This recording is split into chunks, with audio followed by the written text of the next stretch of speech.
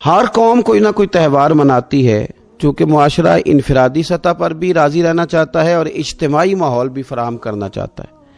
قومیں بڑے بڑے تہوار مناتی ہیں، میلوں کا بندوبست کرتی ہیں، دن منائے جاتے ہیں۔ اسلام کے اندر بھی دن منائے جاتے ہیں، اور بڑی قریب ایک دن آنے والا ہے جسے عید الفطر کہا جاتا ہے۔ لیکن اسلام کے تہوار باقی قوموں کو یہ بتاتے ہیں کہ تہوار منائے کس طرح جاتے ہیں۔ تو سب سے پہلے تو یہ یاد رکھیں کہ اسلام کے اندر جب عید آتی ہے تو اس کا کوئی مقصد ہے، اور ہم نے عید کو کس طرح منانا ہے یہ سارا کچھ ہمارا دین ہمیں بتاتا ہے۔ پہلے تو آپ دیکھیں کہ عید مسلمان نے کس طرح منانی ہے۔ سویرے جب اس نے اٹھنا ہے تو اس نے فجر کی نماز کے بعد دوبارہ سے تیاری کرنی ہے، غسل کرنا ہے، صاف لباس پہننا ہے، خوشبو لگانی ہے، اور کرنا یہ ہے کہ نماز کے لیے جانا ہے۔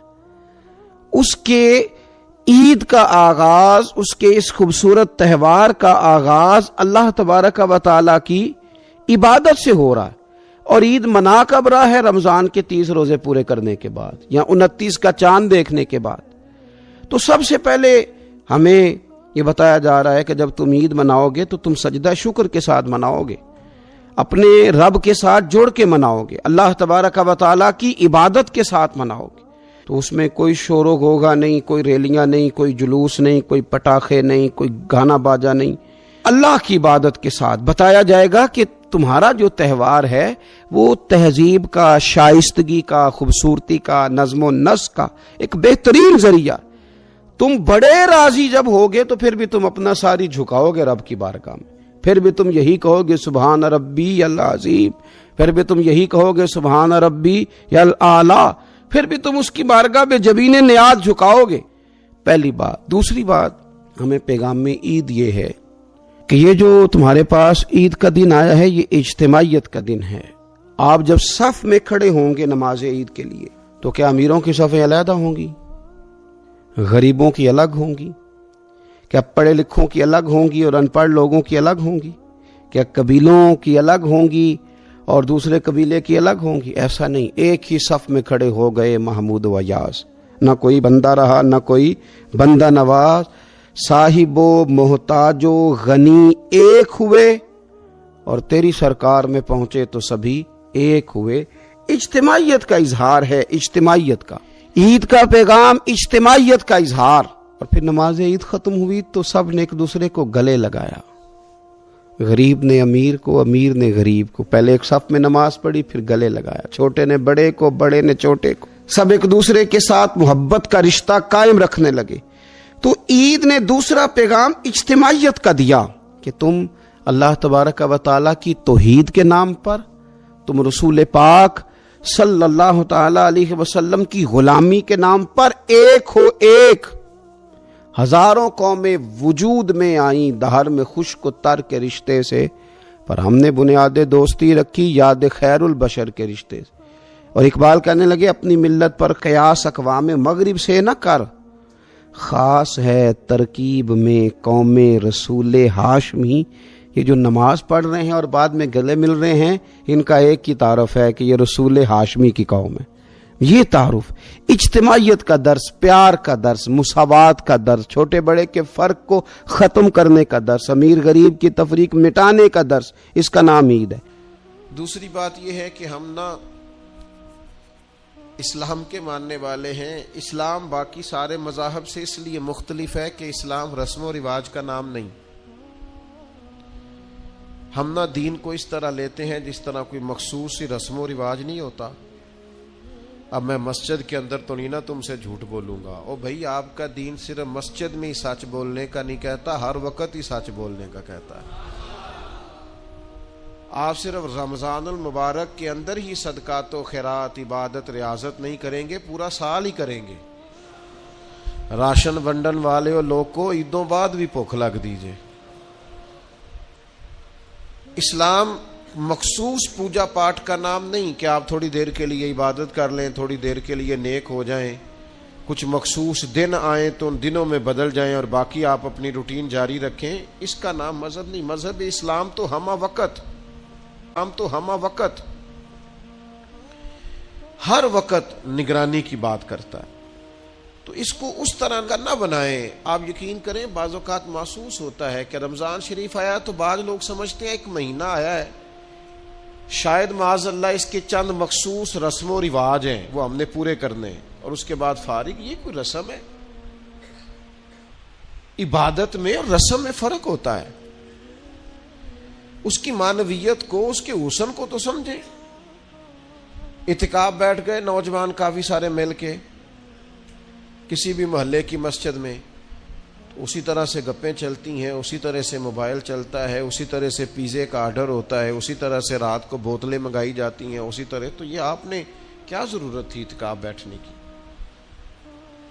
اگر آپ اس کی معنویت کو ہی نہیں سمجھے کہ اعتکاف تو بیٹھا جاتا ہے شب قدر کی تلاش کے لیے، وہ تو ساری رات ٹک ٹکی لگا کے ڈھونڈتا ہے معتکف کہ کہیں مجھے وہ جلوے نظر آئیں جو جلوے اللہ شب قدر میں عطا کرتا ہے.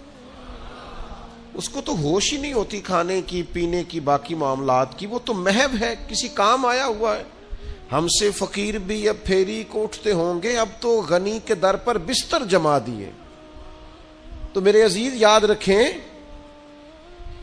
کہ مخصوص پوجا پاٹ نہیں، دین کو بطور رسم نہ لیں کہ ایک مخصوص ٹائم آیا ہے تو لہذا ہم دین اپنے ہر کام میں. نماز بے حیائی اور برائی سے روکے گی. حج کرنا ہے تو اس کا بہترین زادرہ تقوی ہے. اگر روزے رکھنے ہیں تو مقصود یہ ہے کہ لعلکم تتقون، تم پرہیزگار ہو جاؤ.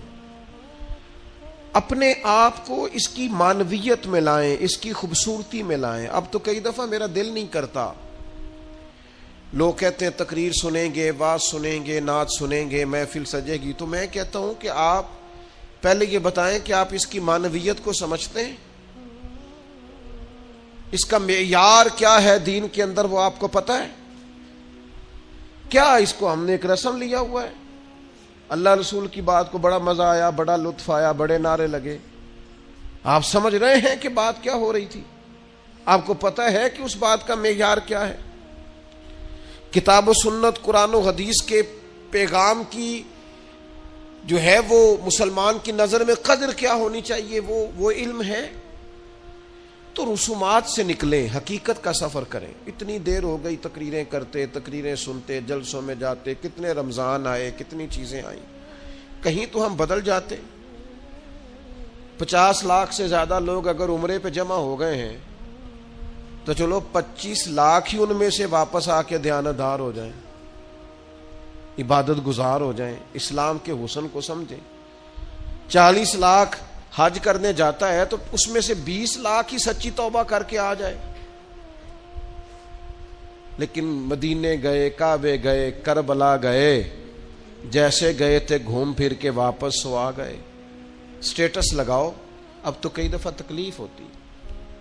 میں ذاتی طور پر اس قدر زیادہ پریشانی میں آ جاتا ہوں، کئی جگہوں پہ جا نہیں پاتا، طبیعت نہیں مانتی. دل کرتا ہے کسی پرانے دوست سے ملیں، اس سے بات کریں، اس کے پاس 4 گھڑیاں بیٹھیں.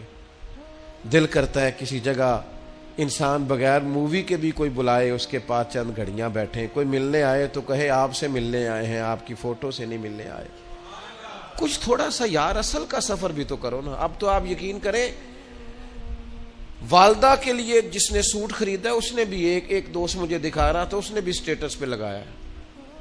تیری اماں نے جو تیرے لیے کپڑے ساری زندگی بنوائے، ابا جی نے انہوں نے فوٹو کھینچی تھی اس کی، سٹیٹس پہ دیا تھا، یہ میں نے اماں کے لیے شاپنگ کی. چھوڑ دیں یار، آپ زندگی کی خوبصورتی اور معنویت کو لیں تو رسم سے باہر آئیں. دنیا میں جتنے بھی لوگ تھوڑی سی شعور کی آنکھ کھولتے ہیں نا، وہ کسی مذہب کو ماننے والے نہ ہوں یا ماننے والے ہوں، جب شعور بیدار ہوتا ہے نا تو 2-4 سوالوں کے جواب وہ تلاش کرنے شروع کر دیتے ہیں. ایک تو سوال ان کے ذہن میں یہ اٹھتا ہے کہ انسان کیوں پیدا ہوا ہے، کہاں سے آیا ہے، اگر آیا ہے تو پھر آیا کہاں سے ہے اور کیوں آیا ہے. اور پھر یہ بھی سوال پیدا ہوتا ہے کہ سب انسان ایک جیسے سٹیٹس کے کیوں نہیں. کوئی امیر ہے، کوئی غریب ہے، کوئی پڑھا لکھا ہے، کوئی ان ہے، کوئی پڑھا لکھا ہے، کوئی ان پڑھ ہے، کوئی خوبصورت ہے، کوئی ظاہری طور پر لوگوں کی نظر میں بدصورت ہے، کوئی آقا ہے، کوئی غلام ہے. ان سوالوں کے لوگ جواب چاہتے ہیں. مقصد حیات کیا ہے اور انسان کو کس نے بھیجا ہے, کس مقصد کے لیے بھیجا ہے, ہم کیوں آئے ہیں, اس کا نا جواب چاہیے حضرت انسان کو. پھر وہ یہ سوال مختلف لوگوں کے ذہنوں میں گھوما, گھومتے گھومتے کوئی کسی طرف نکل گیا, کوئی کسی طرف نکل گیا. ایک بڑا ادیب آدمی تھا, بڑا بہترین شاعر تھا, وہ کہنے لگا اصل میں نا انسان ایک پھول ہے, تو بہار کا موسم آتا ہے تو کھل جاتا ہے, جوانی ہے, صحت ہے, تندرستی ہے. پھر خزاں آتی ہے تو آہستہ آہستہ اس کے پتے مرجھا جاتے ہیں. پھر زیادہ ہی پتجھڑ آتا ہے تو ٹوٹ جاتا ہے, یعنی انتقال کر جاتا ہے. لہذا ایک خوشبو ہے, ایک پھول ہے. اس نے بھی بات کی, چلو ٹھیک کی ہوگی. پھر ایک اور شخص بولا, اس نے کہا نہیں نہیں, بنیادی طور پر نا پوری دنیا کے اندر مختلف کردار اللہ نے بنائے ہیں. کوئی باپ ہے, کوئی دادا ہے, کوئی بیٹا ہے, کوئی پوتا ہے, کوئی بھائی ہے. تو سب اپنا اپنا کردار نبھاتے ہیں اور پھر اپنے اپنے وقت پر وہ رخصت ہو جاتے ہیں, کیونکہ اب کردار بدلنے کی باری آ گئی. اب وہ جو باپ تھا اس نے دادا بننا ہے, اور وہ جو پوتا تھا اس نے باپ بننا ہے. لہذا وقت بدلتا ہے تو یہ کردار بھی بدل جاتے ہیں. لوگ اپنے اپنے حساب سے کوششیں کرتے رہے, یہاں تک کہ بعض نے یہ بھی کہہ دیا کہ انسان پہلے حیوان تھا. یہ ترقی کرتے کرتے کسی نے کچھ کہا, کسی نے کچھ کہا, لیکن یاد رکھنا یہ راز اگر کھولا ہے نا کسی نے, تو اسی نے کھولا ہے جس نے انسان بنایا ہے. یہ اسی نے کھولا ہے. جو فلسفیوں سے کھل نہ سکا اور نکتہ وروں سے حل نہ ہوا, وہ راز ایک کملی والے نے بتلا دیا چند اشاروں میں. نبی کریم صلی اللہ تعالی علیہ وسلم نے وحی کے ذریعے فرمایا, وحی کے ذریعے فرمایا. ادھر ادھر سے کیوں پوچھتے ہو, مجھ سے پوچھو نا. میں تمہیں اللہ کا قرآن پڑھ پڑھ کے بتاتا ہوں کہ تمہیں بنایا کس نے. میں تمہیں بتاتا ہوں تمہیں بنانے والا کون ہے. وہ کون ہے جس نے تجھے بنایا ہے. هو الذی یصورکم فی الارحام.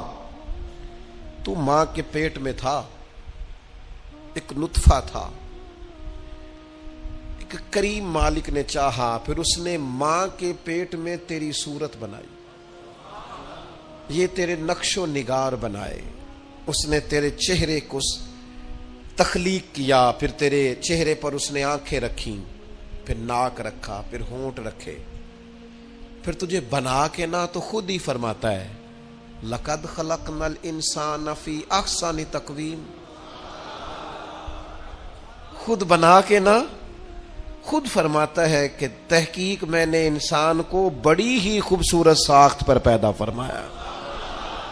ایک منٹ کے لیے ذرا سوچ کے دیکھنا کہ یہ ناک اگر یہاں ہوتا تو کتنا برا لگتا, یہ ہونٹ اگر تھوڑے سے بھی نیچے ہو جائیں تو کتنے.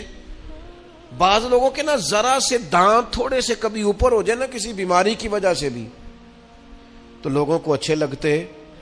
اللہ نے جو چیز بنائی ہے اسے بار بار توڑ کے سجا کے نئے سرے سے کر کے دیکھ لو, سونی اسی طرح ہی لگتی ہے جس طرح میرے رب نے بنا دی ہے, اسی طرح ہی خوبصورت لگتی ہے. اور وہ کہتا ہے یہ جو تیرا چہرہ ہے نا, فی ای صورت ما شاء رکبک, یہ جو تیرا چہرہ ہے نا, کسی کا گورا ہے تو کسی کا زیادہ گورا ہے, کسی کا گورا ہے تو کسی کا سانولا ہے, کسی کا رنگ گندمی ہے. یہ بندے کی مرضی پہ نہیں, یہ اللہ کہتا جیسے میں نے چاہا ہے نا. اگر آپ یہ آیت سمجھ جائیں نا تو اپنے آپ سے پیار ہو جائے گا. پھر کالے سیاہ رنگ والا بندہ بھی کہے گا اوہو چہرہ میرا ہے پر چاہت اللہ تعالیٰ کی ہے. پھر تو اپنے آپ سے پیار ہو جائے گا, پر جہاں میں ہوں وہاں کوئی نہیں ہے. پھر پیار ہو جائے گا اپنے آپ سے. شرط یہ ہے کہ دیکھو تو صحیح, تو اس کو بنایا ہے اللہ نے, پیدا کیا ہے اللہ نے, بنایا. اس سوال کا جواب یہ ہے کہ تجھے اللہ نے بنایا ہے, خود سے نہیں تو بنا, تو کسی کی چاہت ہے, تجھے کسی نے بھیجا ہے. اچھا جی, تو اس نے پیدا کر دی انسان, تو وہ ایک ان پڑھ رہ گیا ہے, وہ ایک شخص تو ایسا ہے جو بالکل انگوٹھا چھاپ ہے، وہ ایک شخص ایسا ہے جو زندگی میں نانے جویں تک کا محتاج رہا، کوئی خاص مال و دولت نہیں، کچھ بھی نہیں۔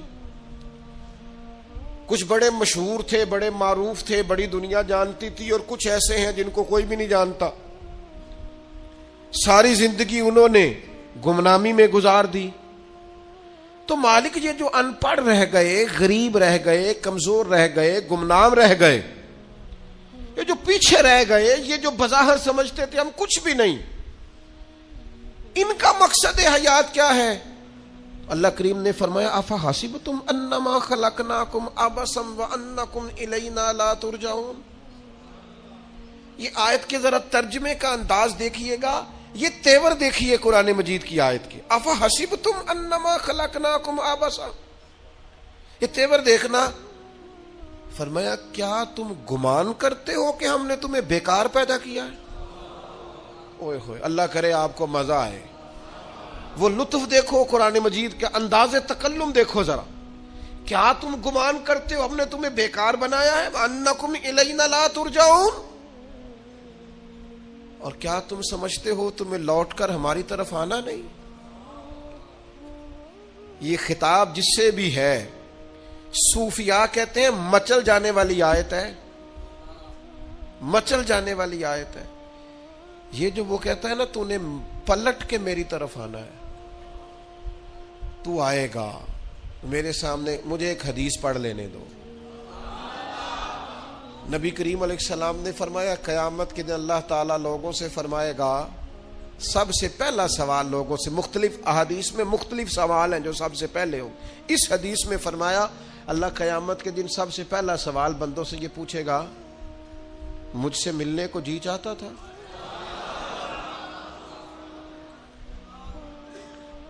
میرے تے لنگ کئی مہینے تے برس گئے تے تیری دید نو دیدے ترس گئے، مجھ سے ملنے کو جی چاہتا تھا؟ میں آپ کو بات عرض کروں، مزہ نہیں آ جائے گا رب رسول کو دکھڑے سنانے کا؟ لطف نہیں آ جائے گا ان کی بارگاہ میں بیٹھ کے حال دل عرض کرنے؟ کیا منظر ہوگا، کیا رنگ ہوگا، کیا انداز ہوگا؟ خدا خود میر مجلس بود۔ کریم فرماتے رب بندوں سے فرمائے گا مجھ سے ملنے کو جی چاہتا تھا؟ عرض کریں گے مالک بڑا ہی چاہتا تھا۔ اب وہ کریم ہے نا، دریائے رحمت جوش پہ ہے، تو حضور فرماتے ہیں دوسرا سوال رب فرمائے گا، یہ تمہارا مجھ سے ملنے کو کیوں جی چاہتا تھا؟ یہ کیوں جی چاہتا تھا بھلا مجھ سے ملنے کو؟ یہ انداز دیکھیے۔ تو حضور فرماتے ہیں بندے عرض کریں کہ مالک اس لیے جی چاہتا تھا کہ تو بڑا ہی کریم ہے، بڑا مہربان ہے، بڑا ستار ہے، تو بڑا غفار ہے، تو بڑا معاف کرنے والا ہے، تو بڑا عطا کرنے والا، تو اپنے بندوں سے بڑا پیار کرنے والا، تو ودود ہے، تو رؤوف ہے، تو رحمان ہے، جی چاہتا تھا تجھ سے ملے۔ تو رب فرماتا ہے اس لیے جی چاہتا تھا کہ میں مہربان بڑا ہوں؟ ہاں۔ تو کریم فرمائے گا جاؤ پھر فرشتوں گواہ ہو جاؤ، میں نے ان سب کے لیے جنت کا فیصلہ فرما دیا۔ اللہ فرماتے تم کیا سمجھتے ہو تمہیں بیکار پیدا کیا ہے؟ انسان کو اللہ نے بیکار نہیں بنایا۔ پہلی بات تو یہ سمجھ میں آ گئی کہ آیا کہاں سے ہے، بنایا کس نے ہے، بھیجا کس نے ہے، اور پھر بھیجنے والا کہتا ہے میں نے بیکار، ایک ذرہ بھی اللہ نے بیکار نہیں بنایا۔ ادھر دیکھو میری طرف دوستو، اس آدمی کو آپ سمجھتے ہیں نا بالکل مجذوب ہے، بالکل اس کی زبان سے رطوبت نکلتی ہے اور آنکھوں سے پانی سے رطوبت نکلتی ہے اور آنکھوں سے پانی نکلتا ہے، اور ہاتھ پکڑ کر سڑک پار کرانا پڑتی ہے، اور جس کو تم سمجھتے ہو نا کہ اس کو تو گھر کا ایڈریس بھی نہیں آتا، اس کی پشت پر اس کا پتہ لکھا ہے، جسے تم خیال کرتے ہو نا یہ بالکل ضعیف ہے، کمزور ہے، اٹھ نہیں سکتا، چل نہیں سکتا، قرآن مجید کی آیت کہتی ہے کہ بندہ بیکار وہ بھی نہیں ہے، تو وہ تو بالکل کسی کام نہیں، وہ تو گھر والے بھی لوگ اس کا مذاق اڑاتے ہیں، کوئی اہمیت نہیں، کوئی پوچھتا نہیں۔ تو یہ کیا ہے؟ پڑھو نا مشکات شریف. اللہ کے پیارے حبیب علیہ السلام نے فرمایا یہ جو تمہیں رزق دیا جاتا ہے نا، اور یہ جو تم پر بارشیں برسائی جاتی ہیں، یہ تمہارے ضعیف لوگوں کی برکت سے دیا جاتا ہے. میں کسی شخص سے بیزار نہیں ہو سکتا، کیونکہ ایک ذرہ بھی تو بیکار نہیں ہو سکتا. ایک ذرہ بھی تو بیکار نہیں. مجھے ایک دوست کی بات نہیں بھولتی. ان کے بیٹے نے آ کے کہا مجھ سے، کہنے لگے ابا جی نو آکھو بڑا دے لیا رشتے داراں نو تے بڑا ونڈ لیا، وہ کہڑا کو نہ نیکی کردے نے، سما سائڈ تے ہو کے غیبتاں کردے نے. آنکھوں نے ان بس کرن. اور وہ تھوڑے تھوڑے نالاں بھی تھے. چند باتیں اس نے اس طرح کی بتائیں جو واقعہ شکایت والی تھی. تو میں نے ان بزرگوں سے کہا، میں کہ پاجی منڈا بھی پریشان ہے، گھر دے بھی تو چھڈو. سادہ بندہ، ان پڑھ آدمی، محنت مزدوری، اتنی پتے کی بات کی. کہنے لگا حضرت صاحب پتہ نہیں اللہ کدے صدقے پہ دیندا ہے. تو مجھے یہ حدیث یاد آئی مشکات شریف کی. حضور فرمانے لگے اللہ تمہارے کمزوروں کی برکت سے تمہیں عطا کرتا ہے. کس کی وجہ سے اللہ تمہیں دیتا ہے؟ ضعیفوں کی وجہ سے. ایک تو کسی چیز کو بھی اللہ تعالیٰ نے بیکار پیدا پھر کس لیے پیدا کیا؟ مقصد حیات کیا ہے اس کو آپ نے سمجھنا ہے. فرمایا الذی خلق الموت والحیات لیبلوکم ایکم احسن عملا.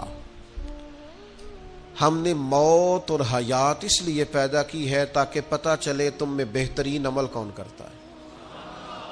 بہترین عمل کون بندہ کرتا ہے، اس مقصد کے لیے موت اور حیات کو پیدا کیا. ہم تو کام کرنے آئے بھائی، دنیا میں کام کرنے آئے.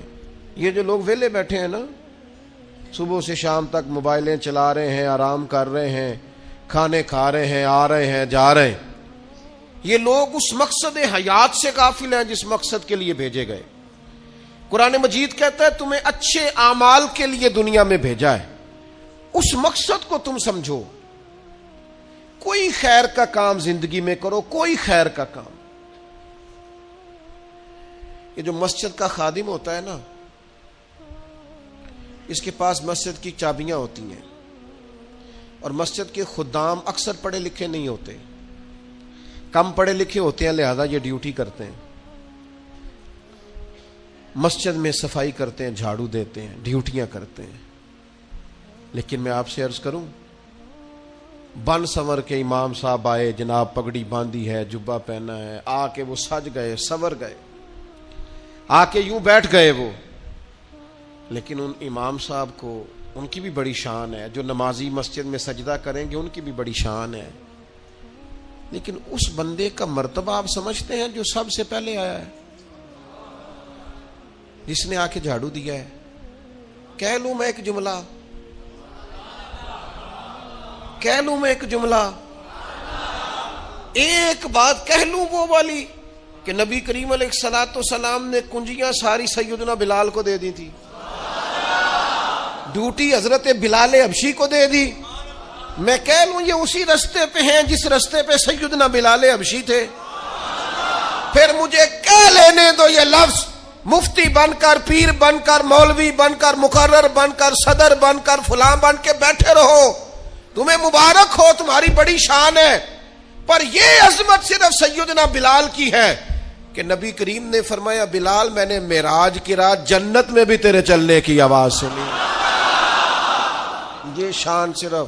پھر مجھے کہہ لینے دو کمر اچھا ہے فلک پہ نہ ہلال اچھا ہے، تیری نظر گر بینا ہو تو دونوں سے بلال اچھا ہے. آپ سمجھیں اس بات کو. پھر مجھے کہہ لینے دو کمر اچھا ہے فلک پہ نہ ہلال اچھا ہے، تیری نظر گر بینا ہو تو دونوں سے بلال اچھا ہے. آپ سمجھیں اس بات کو. کوئی مقصد تو ہے نا میرے بھائی. صحیح بخاری میں موجود ہے حضرت بلال مقصد بنا لیا تھا حضور کے دروازے کی نوکری کرنا. میں آپ سے عرض کروں اگر کوئی مقصد نہیں نہ بناؤ گے تو زندگی بے چین بے قرار گزرے گی. با مقصد لوگوں کی زندگی صحیح گزرتی ہے، با مقصد.